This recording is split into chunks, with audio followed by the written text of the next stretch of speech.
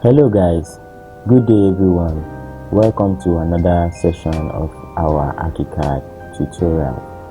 My name is ArchiCAD, and if this is your first time coming across my video, do well to hit the subscribe button and like, comment and share this to as much friends as possible. As many as you see or as many as you think will need an upgrade in their BIM skill. Could be your relation, your friends, even your mentors. You can share this to as much as possible. Alright, without wasting much time, today we are going to continue from our last topic. Our topic, we are currently in module 4, which is modeling basics. So in our previous video we talked about walls. We did a little overview on walls and how to get your settings right. Today we are going to continue from there, and we are going to be talking about slabs, beams and columns. So because those are the basic elements that makes up a building, and for the sake of the tutorials we were trying to come up with a 2-bedroom bungalow. Let me go to the floor plan so you can see. We're trying to come up with a 2-bedroom bungalow just to explain better and carry everyone along as we draw. So what you saw initially was the front elevation, which is basically blank, and all these two lines is just a depiction of the extruding wall you see right here. So we've not done anything inside, we've not set any other thing on the elevation. That is why you saw it like this. Today we are going to be creating the slab around the building, and also we are going to be putting columns and beams. So basically it's going to be very short. I'll try to make it short anyway. So we've drawn the walls. If you don't know how to draw walls in ArchiCAD, or to get your settings properly, do well to check out the previous video, the one just before this one. Alright, so when you've checked it out and you understood up to the ending, then you can continue with this. Alright, but I'll try to regardless, I'll try to reiterate on a few things I said in the last video so I can carry everyone along. Now, after drawing your walls, you have to know where you need your beams and columns to be. So because this is a simple bungalow, we do not need to have internal columns, and we do not need to have so much columns. Also, we just need a few beams which will be represented as arcs, or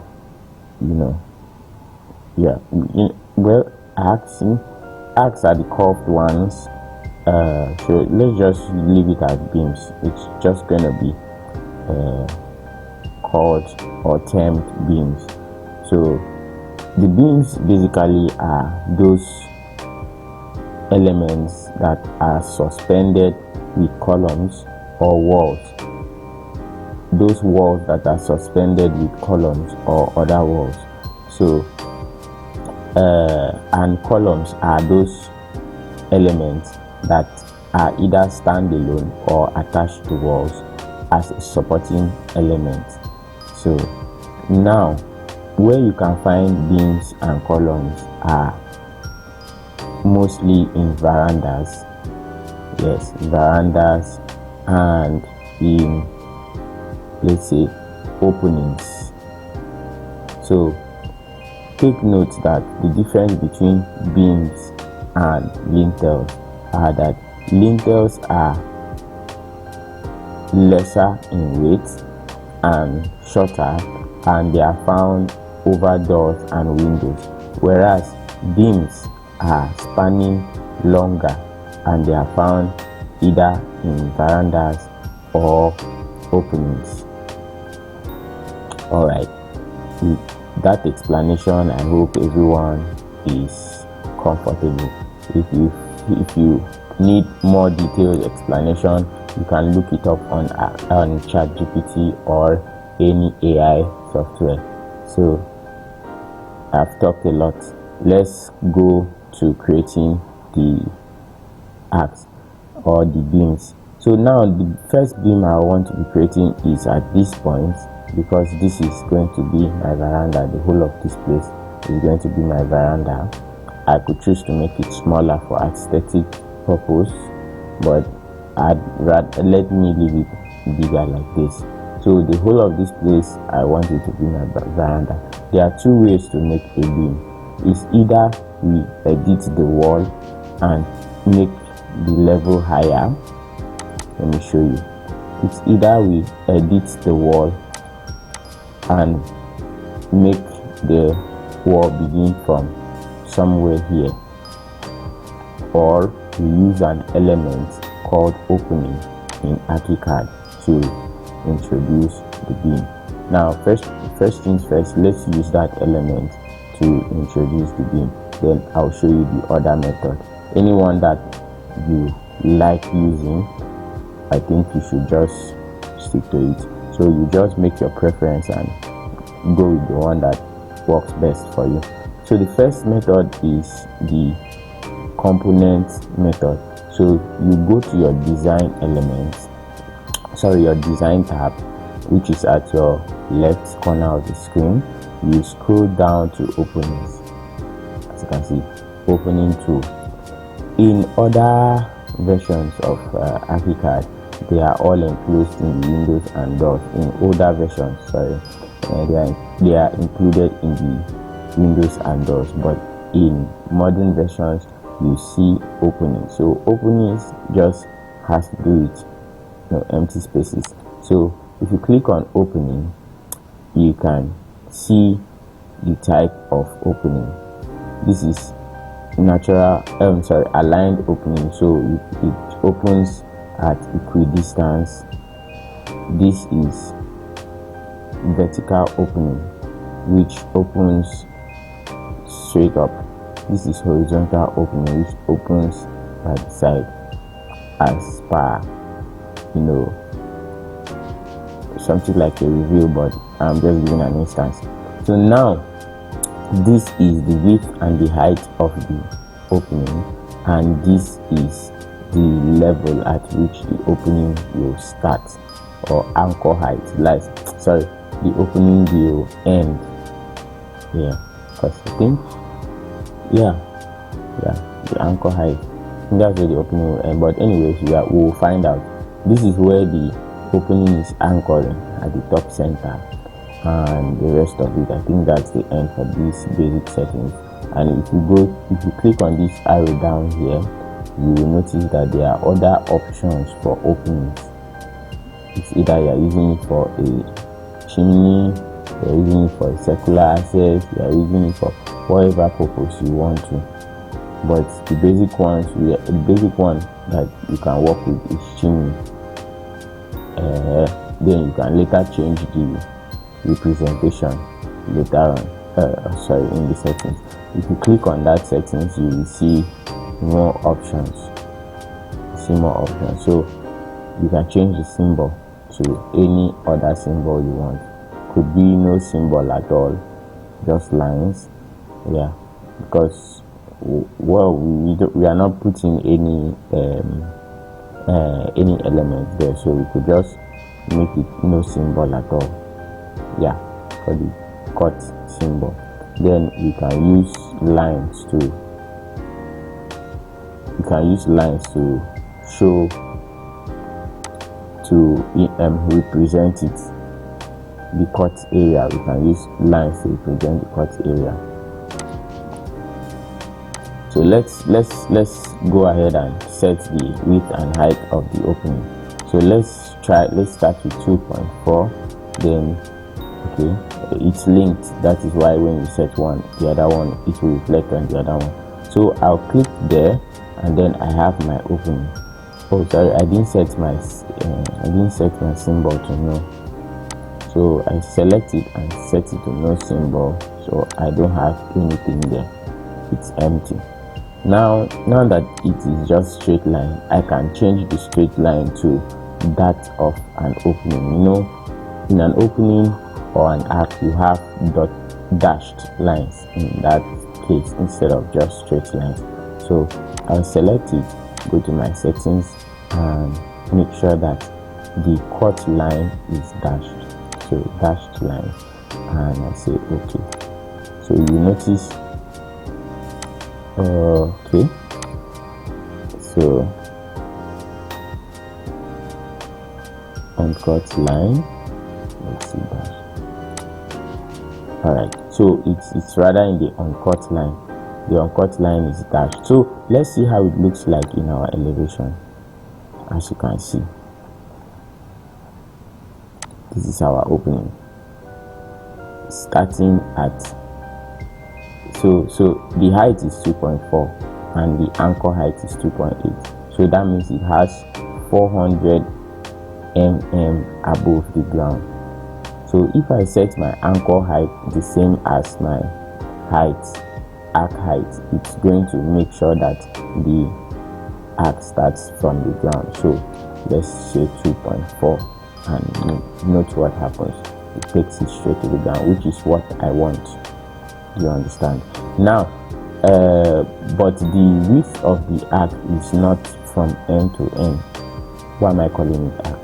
The width of the beam is not from end to end, so I have to increase the length. So to do that, you first of all unlink these dimensions, because anything you do to the length now is going to affect the height. So let's unlink it so that it doesn't. Now you can see that the height is 300, but the length is 2.4. But I need the height to be 2.4 or 2.4 meters, while I need the length to span from this end. So instead of going to tweak the dimension, I just select it and click on one of the nodes there. You see an option came out. This option enables me to do a lot. Now the one that is currently highlighted is the drag, so I can go to the stretch to increase it. I can also go to the pull, okay, offset from reference plane, which is not it. Okay, I think the one that works is stretch. So if I go to the stretch, I can take it to the end following the reference line. Have you seen that ArchiCAD is giving me a straight reference line to follow? Yeah, so that is it. So I follow that to the end, and I have one of the end. One is nice. So now, as you can see, I can choose to leave this place empty and run a wall effect there to make it look nice. I don't know if you are following. So, but let me make this a whole figure so that it will look feasible on site. So let's use 3,900, which is probably like 13 feet. But also make sure that the ending starts, it's at the proper point. So check this out. The opening is entering the wall. So let's move it. So select on it. In order to select an element, go to the edge. Make sure that your mouse indicates a check button, a check icon. See that small check right there? That little check by the side of my arrow here. That shows that I'm at the right spot. So you click on it and then you select the element, and it automatically selects the element. So there are 3 or 6 points to get checked. It's either at the corner here, at the center, either at the so you click and select drag, or you can just use Ctrl D. So why I'm going through the long route to explain is because I want to carry everyone along, so I'll not be using shortcuts and blowing your mind. So that's it. I move it to that point and I'm good. Alright, we also need an opening here. So we'll either go through the same process, clicking on opening and creating a new opening here and doing all my settings, or I will just copy this and put it there. So because I already did my settings, I think I have the initial setting of the opening here. This is a new opening. So what I don't want to go about setting it all over again, what I can do is inject the perimeter of this one into this one. Remember, we talked about what we tried to explain how we can do that in our very first video, Introduction to Architecture. It will be attached to the end of this video, so you can go check it out. We explain what all the tools in the interface does, and we talked about taking perimeters and injecting perimeters. So these are the icons, as you can see here. This is pick up perimeters, alternate C, inject perimeters, control alternate C. So because I have done the settings for this particular beam, I can pick up its perimeters and inject into this one, so I don't have to go about setting this new beam all over again. So how do we do that? You go there, you click on pick up perimeters, you come to the edge of that beam, either here,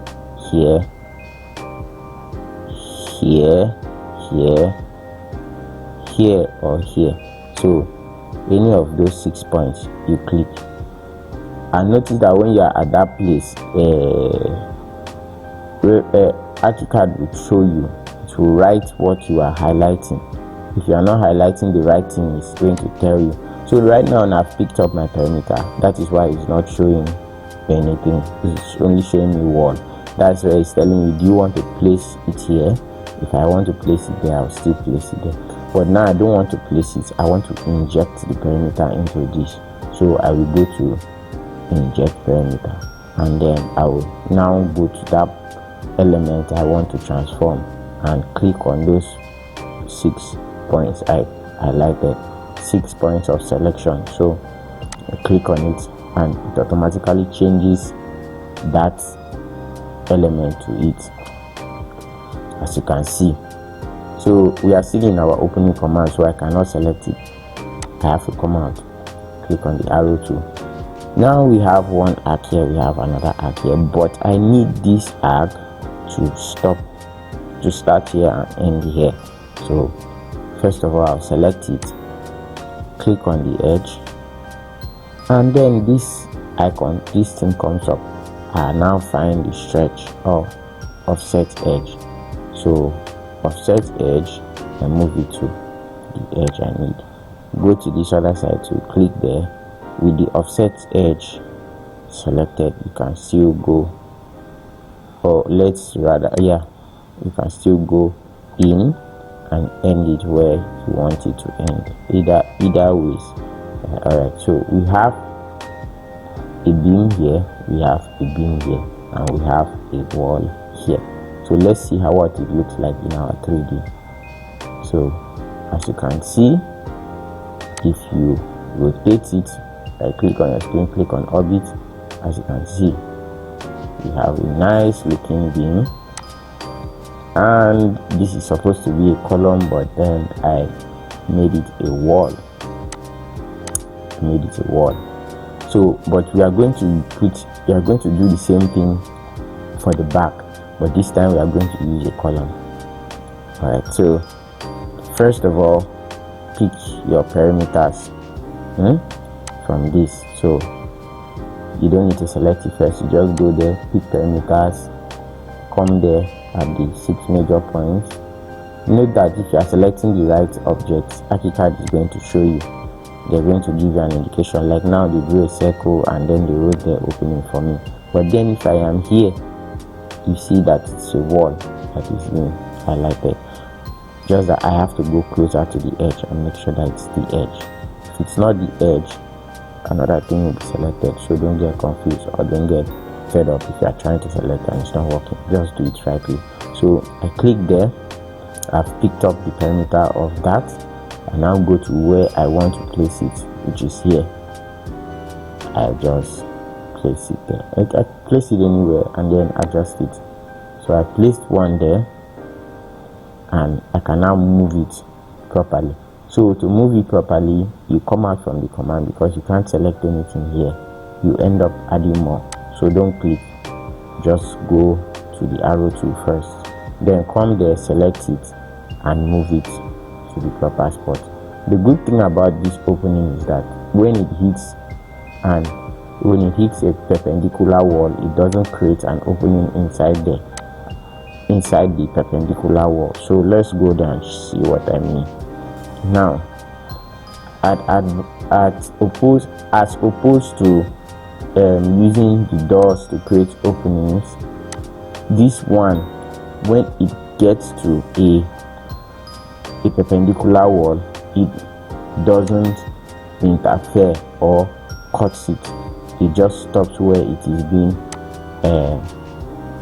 on the wall of its action or its application. So you can see it is not cutting through this other wall to make it an opening, stopping where it should stop along this wall. So let's move it to the proper spot. So right click, drag. So we have our arc there.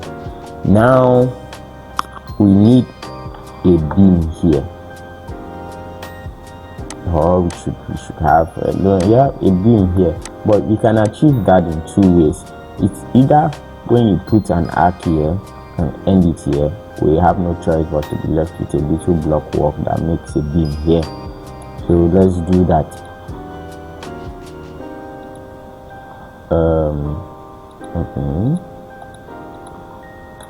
Note that the last perimeter you pick is going to be the current settings for the opening. So that's how I got it. So don't be surprised. So let me increase that. Now this is an automatic way to have a beam here, and so to have a column here, sorry. But then we need a bigger column. Look at this. This is what we have. This is what we have. That's the column we have. So in order to have a bigger column, you can go to the column tool. If you click on the column, it brings up the interface. So these are generic settings. The general settings, it's anchored at the center. The width and height is 300, which is it's chained, so it's locked. So that's basically everything for the column. You can, if you want to set the fill type and all those other elements, you could just go around messing around and see what it does. But then if you also want to set the material, like the surface of the column, you can click on that settings and go down to where you find the materials. So I think it should be here. Segment the material. They are all not active, so they are grayed out. If you need a circular column, this is where you can get it. If you also need a steel column, this is also where you can get it. So know the type of column you need and then use it accordingly. So but for this sake, we need a square column. You can also make a multi-segmented column. That's to say, your column should have base, body and head, as you should say the foot, the body and the crown. So that's it. So you could just create 3 segments of your column. The base should be so height, and so width. The body should be so height, so width, and the top should be so height, so width. So first of all, let's use the basic one, which is 300 by 300. It's anchored at the center. Let's set our material. Turn on the 2 materials. I need to set it to brick finish because I just need that brick finish. Alright, so brown brick.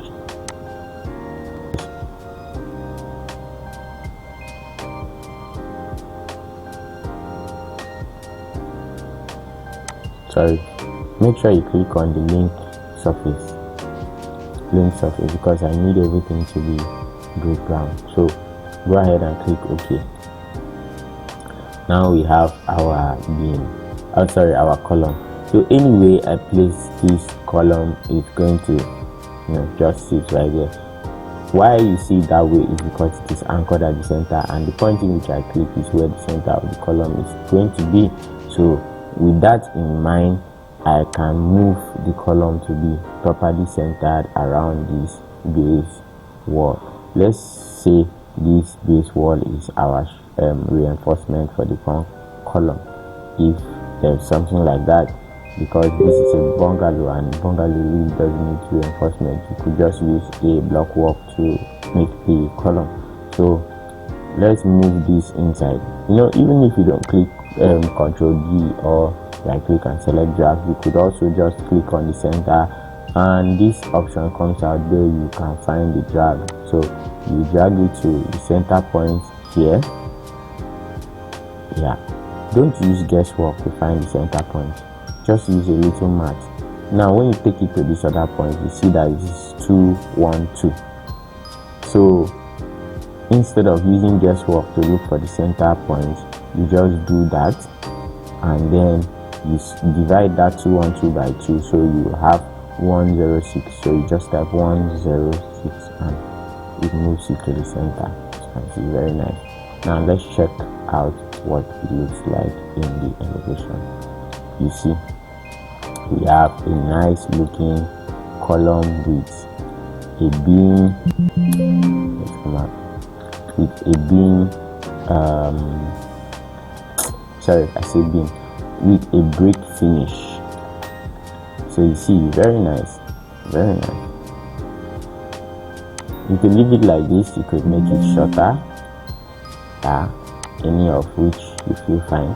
Now the height of this column is 2,800. that is why you see it is not touching the top. The top of the building is 3 meters, or 3,000 millimeters. Now you could also alter the height of this building when you go to the base, and then you remove this minus 200, because it's trying to tell you that from DPC, the column is starting from DPC and ending at the ceiling level, but at a minus 200 difference. So if you remove this minus 200, it moves all the way to the top. Let's say 0. Watch what happens. Moves all the way to the top. So however you feel is nice, you will leave it there. But I'd love to make it 2,700, so that should be minus 200. So this is fine for me. Now let's go back to our approach. We see this. I need 2 columns here. I want to make an aesthetic effect. 2 columns here and a flower lawn just in front. So I will copy this. No, I'm not using this copy, so mind you, I'll make a copy, drag copy, take it by the edge, come to this point, click there, and I want to alter the size. So I will make it a slim column that has the thickness of this wall, but it's going to be long. So click on the settings for that column, unlink the dimensions, and then make the the horizontal one 150.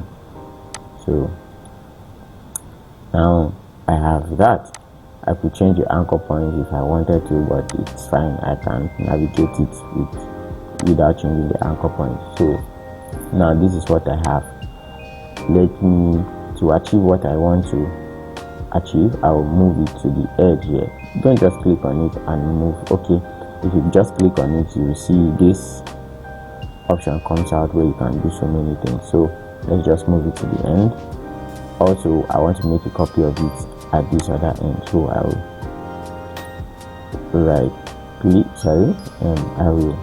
click on it, drag a copy, click on the edge, move to this other edge and click there. So we have two columns. Watch how it's going to appear. So at the back is one column, but at the front, let's rotate it. Right click, orbit, rotate to the front. Now this is what we achieved, as you can see. How do you see it? Isn't this nice? So now I told you I wanted to achieve something. This brings us to where we will use the other type of beam. Remember, the first beam we created was through openings. Now I want to create a literal beam, a beam that is standalone. It's not in a wall, it's just a beam. So you see, this is a beam icon. So if you click on the beam, the setting comes out.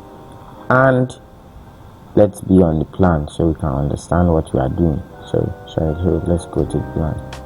So now if you click on the settings, the beam settings, you will notice it's similar to the column. But before we come here, let's just take a quick glance at what we have here. So there is the geometry method, there is the chain method, that's to connect so many beams together.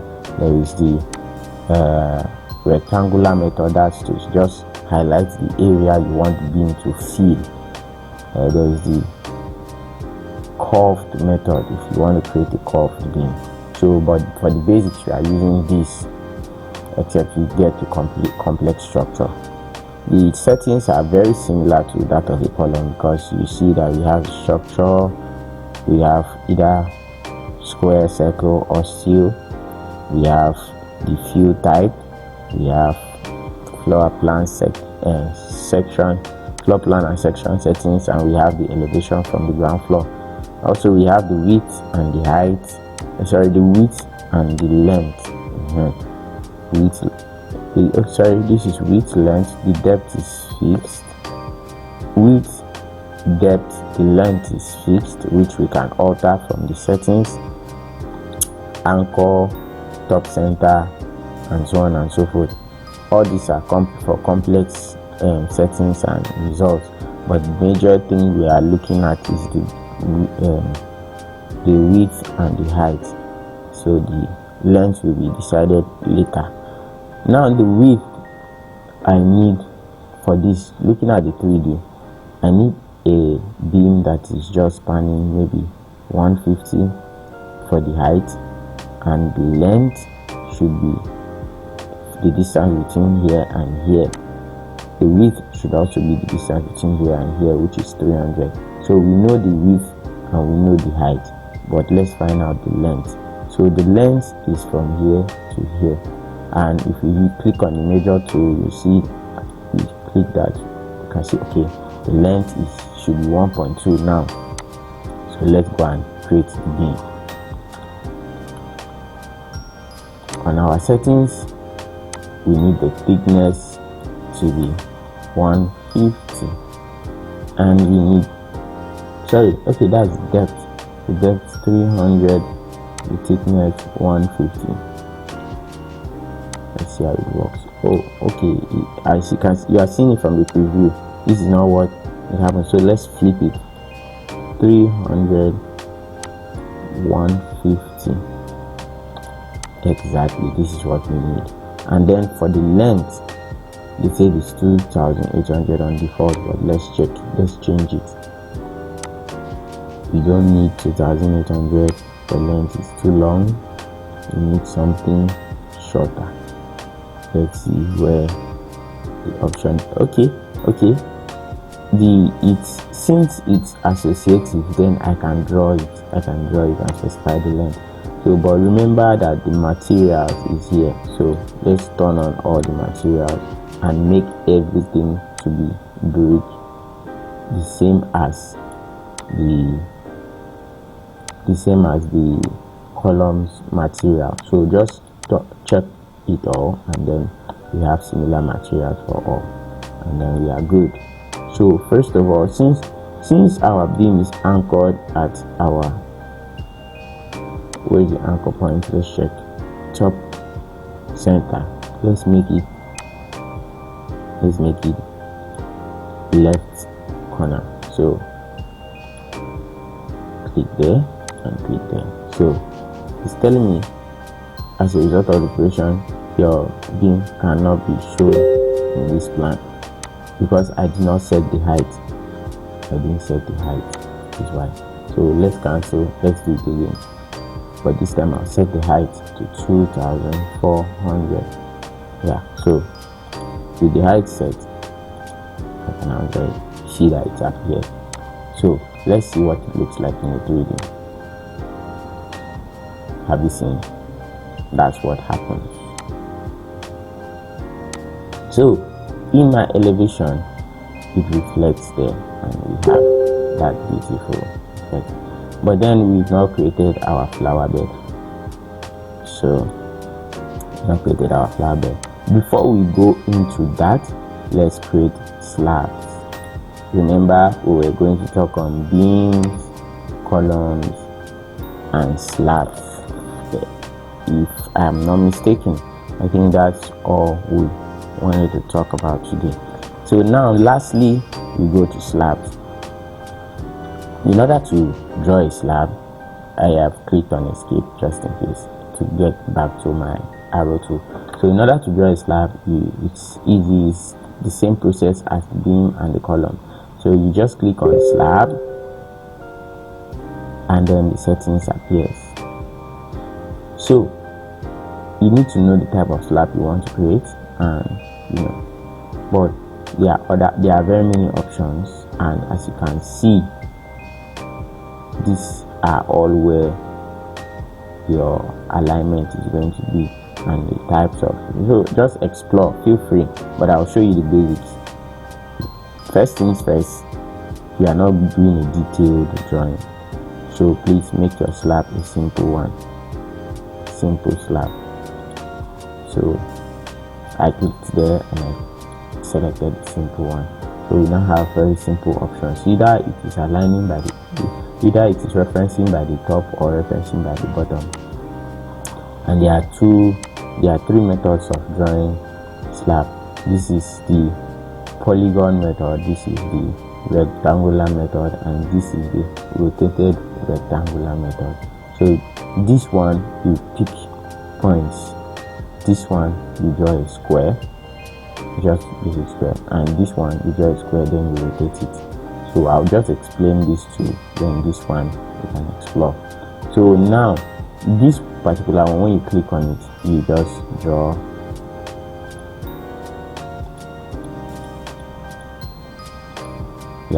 this one. When you click once, it's either you are drawing a square or a rectangle. But okay, let me just go ahead and explain this one. But this one, when you draw a square, after drawing, you first of all select an angle.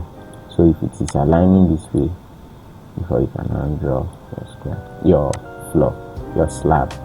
So you click slab. So I hope you understood. So I'm picking them out so we can complete our settings, our slab settings.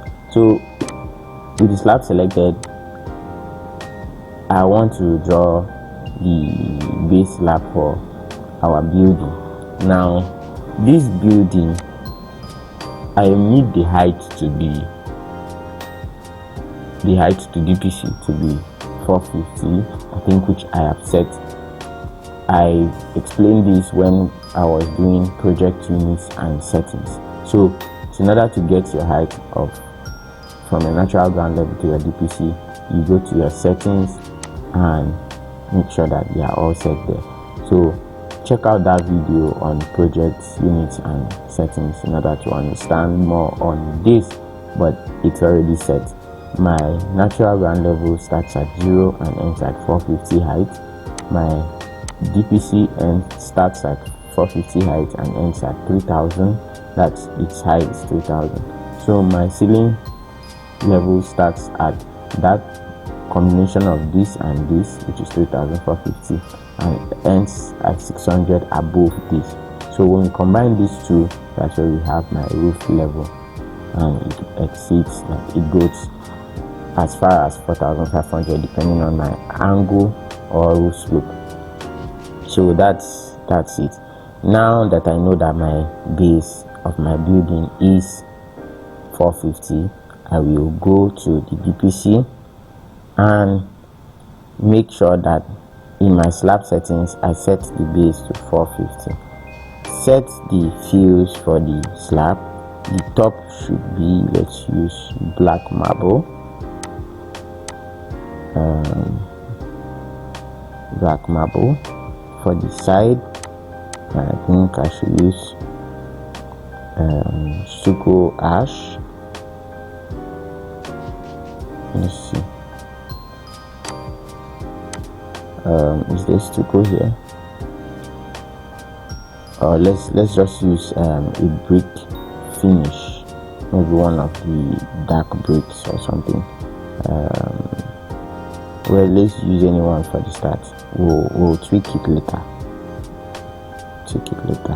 Alright, so that's it. Then the ground, you can just use earth. So that's for the bottom. Now let's draw our slab. I am going to use the first option so that I can pick points. 1, 2, 3, 4. Notice how I am excluding the verandas. That's because the verandas are going to be having a different level for the slab height. Now look at what happens. As you can see, we now have a base of building. But then the verandas are supposed to have a base as well, but then their base should not be as high as the main base. So we will draw another slab at the veranda and at the back. So let's change the settings. The height of the slab should be now 300, and it should go down by 150. Minus 150, and then say okay. With that being done, I can draw my front slab by just simply clicking on the places I need the slab to cover. Notice how I'm excluding some parts. If I go to my 3D, you see what is going to happen. Have you seen? So nice.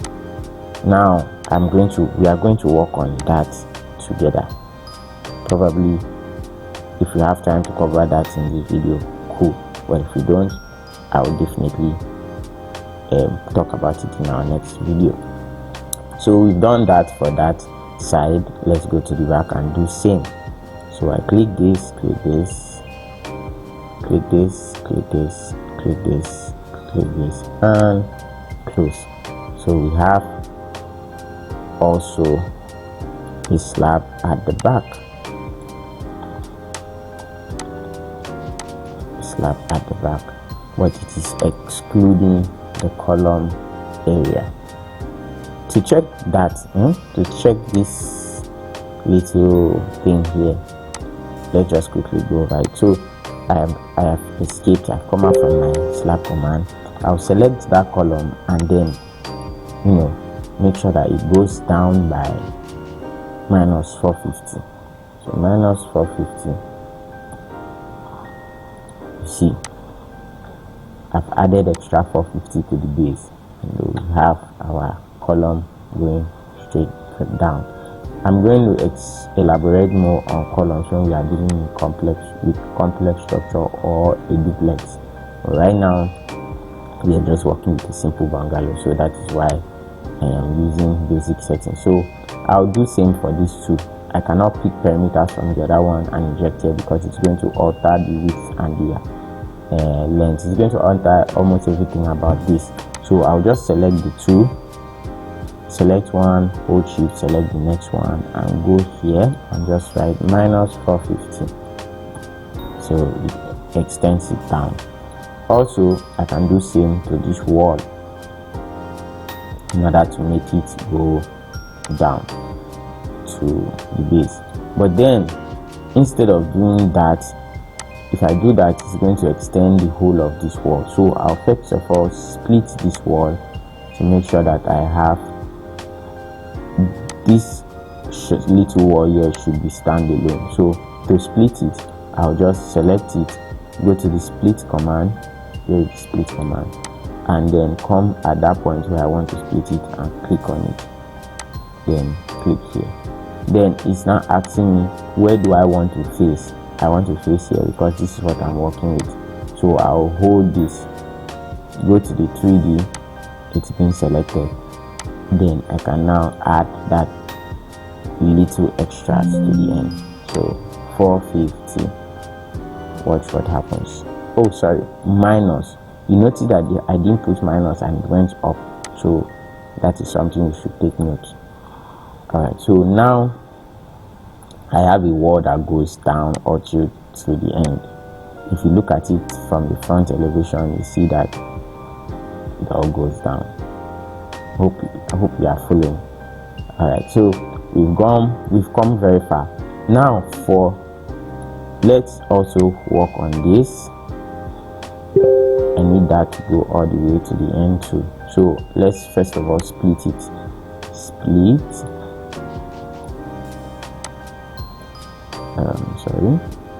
Where is split? Here is split. So I'm splitting it here and I'm looking at this. So I'll select it and then minus 450 to go all the way to the ground. Now another option, instead of putting minus 450, another option is to go select it, click on the settings, and then instead of starting it at DPC, I'll start it at natural ground level.